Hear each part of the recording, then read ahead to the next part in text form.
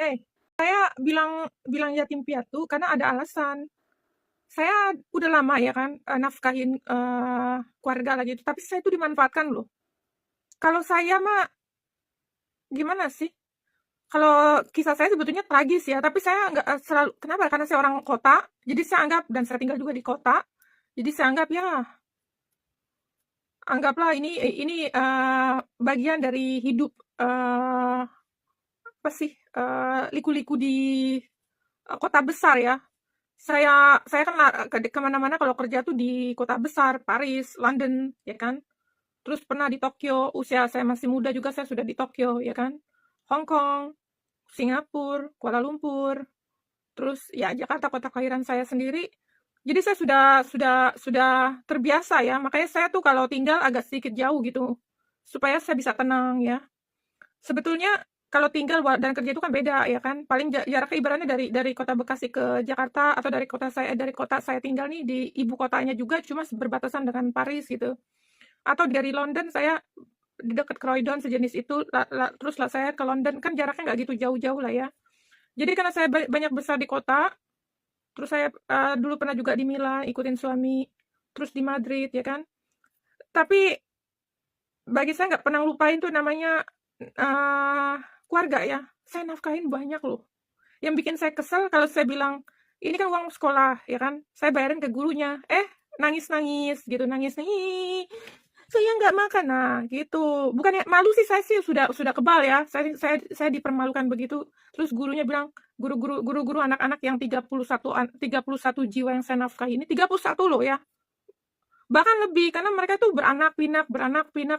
Bayangin, 34 tahun, 33 tahun dan 7 bulan, tepat 7 bulan. Iya 7 bulan. Karena bapak saya tuh meninggal pada bulan Oktober, tepat di mana hari saya kan berangkat pertama kali ya ke luar negeri meninggalkan keluarga itu pada usia 14 tahun. Terus bolak-balik karena saya kan belum dapat PR.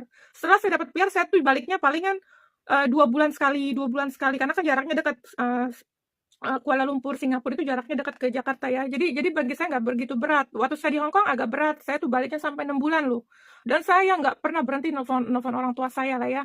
Apalagi bapak saya bangga sekali karena saya dapat banyak penghargaan. Saya saya lulusan dimanapun selalu dapat prestasi bagus. Dan saya kerja malam loh. Saya kerja di kasino, saya kerja di tempat kayak penari untuk orang-orang semacam apa sih orang-orang tua gitu ya. Banyak saya lakukan asalkan saya bisa menghasilkan dan legal ya. Awas ya legal ya. Jangan jangan kira saya seperti yang lain, tidak. Kalau enggak saya nggak mungkin bisa sekolah. Jadi gimana sih beratnya saya yang saya pikul gitu loh. Dan saya ternyata kan dimanfaatin sama keluarga. Yang harus kalian lihat tuh perjuangan saya masa muda saya tuh ngebiayain bandot-bandot ini yang tidak apa sih? Ibaratnya saya ngebuang duit itu dari keselokan, nggak ibaratnya saya membakar duit lah. Segitu banyak pengorbanan saya, tahu nggak?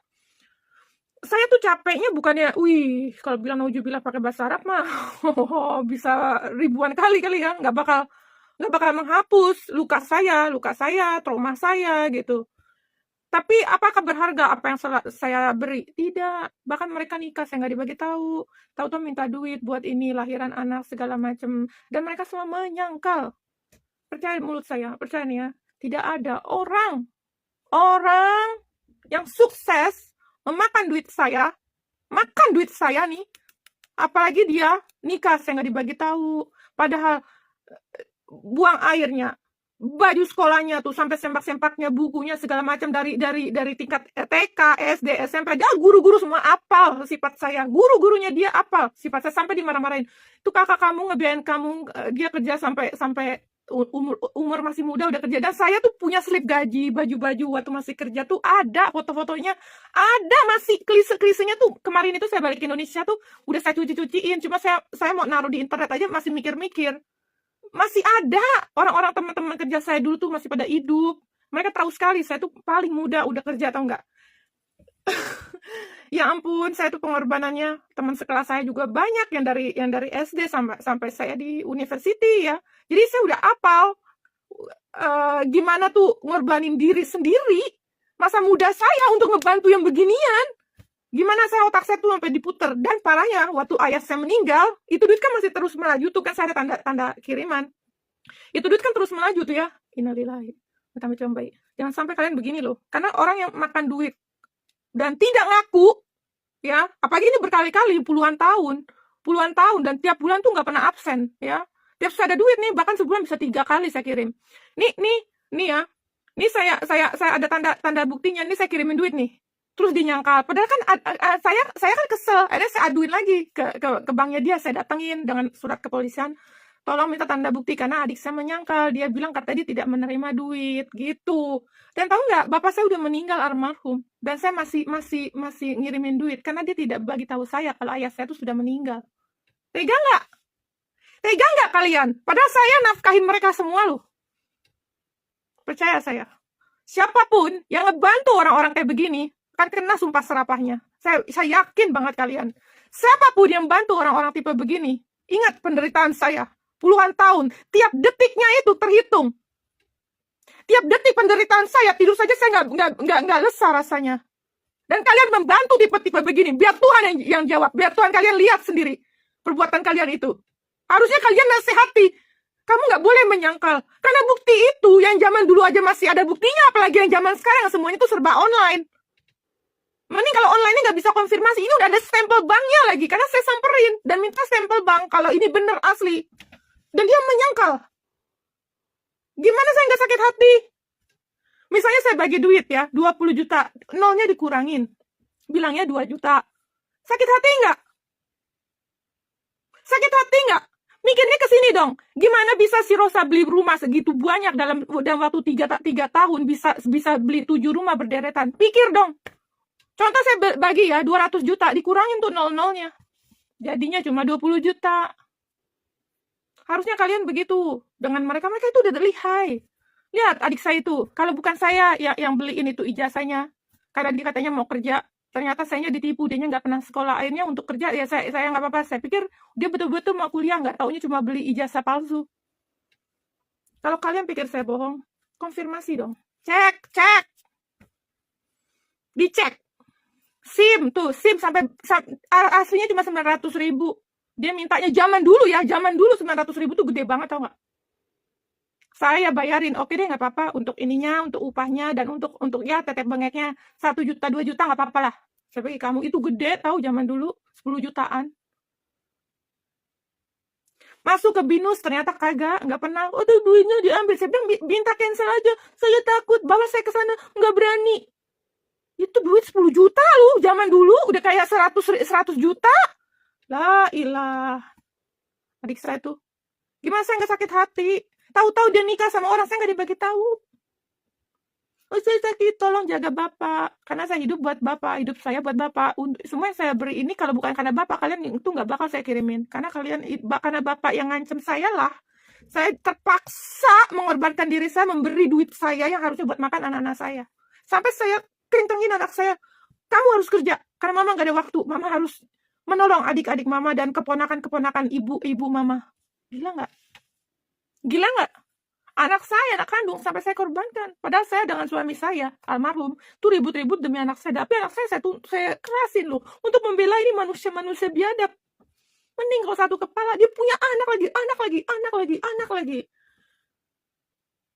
Dan tiap kali saya datang, hilang. Tapi di kelurahan, dia gunakan alamat saya. Pasti. Karena untuk mendapatkan subsidi. Ya namanya orang kelurahan pasti dibagi dong ya kan. Udah suratnya saya kedatangan nih. Surat ini, surat tagihan, surat dari kementerian, surat panggilan dari Sita dan segala macam. Si Andi lah, si Sony lah. Udah. Alamat saya semua.